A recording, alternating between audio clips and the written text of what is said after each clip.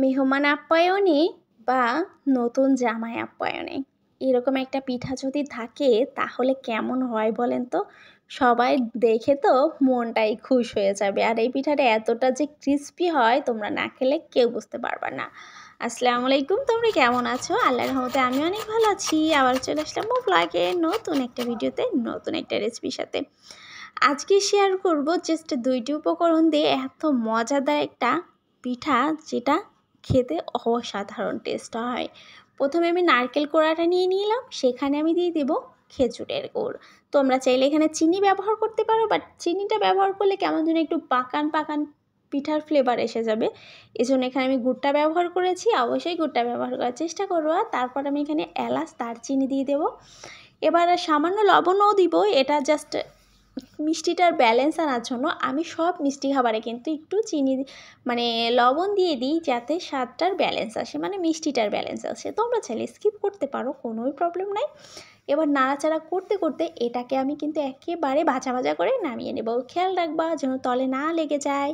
এটা কিন্তু যেহেতু গুড় আছে, তলে পুড়ে যাওয়ার সম্ভাবনা থাকে। এবার নামিয়ে নিয়ে 1.5 কাপ পরিমাণ দিয়ে দিয়েছি পানি, সামান্য পরিমাণ মানে 2-3 চামচের মতো চিনি, সামান্য লবণ, মানে স্বাদ মতো। তোমরা যতটুকু ডো করতে চাও ততটুকু লবণ চিনি অ্যাড করে নিবা।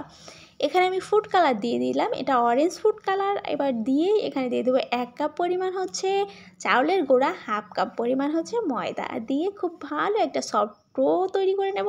এটাকে যখন মাখা মাখা হয়ে যাবে এ পর্যায়ে এটাকে আমি নামিয়ে নেব।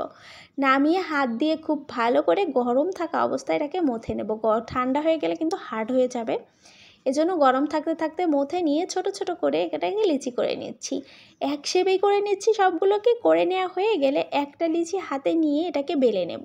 জাস্ট গোল গোল করে বেলে নিলেই হবে, শেপটা ছোট রাখলেই হচ্ছে।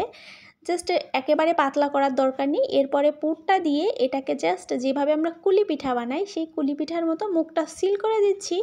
সিল করে দেওয়া হয়ে গেলে এখানে আমি একটা কাঁটা চামচ নিয়ে নিব। কাঁটা চামচটা নিয়ে জাস্ট একটু ডিজাইন করে দিলেই হয়ে গেল আমার জামাই আপ্যায়ন বা মেহমান আপ্যায়নের মজাদার আর দেখতেও জাস্ট লুকিং ওয়াও পিঠা রেডি হয়ে যাবে। জামাই আপ্যায়নে বা মেহমান আপ্যায়নে এই পিঠাটা কিন্তু আমার কাছে বেস্ট একটা পিঠা মনে হয়েছে। তোমরা এভাবে অবশ্যই ট্রাই করে দেখবা, তোমাদের মেহমান খেয়েও পুরাই ফিদা হয়ে যাবে। আর এটা দেখতেই পাচ্ছ কতটা সুন্দর হয়েছে। এবার আমি তেলটা মিডিয়াম হিটে গরম করে নিয়েছি। একেবারে হাই হিটে না, মিডিয়াম হিটে গরম করলে উপরটা খুবই ক্রিস্পিভাবে এটা ভাজা হয়। আর খেয়াল রাখবা, এটা কিন্তু যেহেতু কালারটা এটা অরেঞ্জ কালারই আছে, এটা কিন্তু বেশি ভাজলে পোড়া পোড়া একটা কালার হয়ে আসবে। এজন্য ভাজা বুঝতে হবে। এটা শব্দটা স্কিপ হয়ে গেছে, এটা যে কত একটা ক্রিস্পি শব্দ হচ্ছিল তোমাদের না শোনাতে পেরে আমারই ভালো লাগছে না। যাই হোক, তোমরা বানিয়ে অবশ্যই আমাকে জানাবা যে এটা খেতে কেমন হয়েছিল। যারা ইউটিউব থেকে দেখছো অবশ্যই সাবস্ক্রাইব করে দিবা, যারা ফেসবুক থেকে দেখছো অবশ্যই লাইক কমেন্ট করে আমার পাশে থাকবা। আজ এই পর্যন্ত, সবাই ভালো থাকবা, সবাইকে আল্লাহ হাফিজ, টাটা।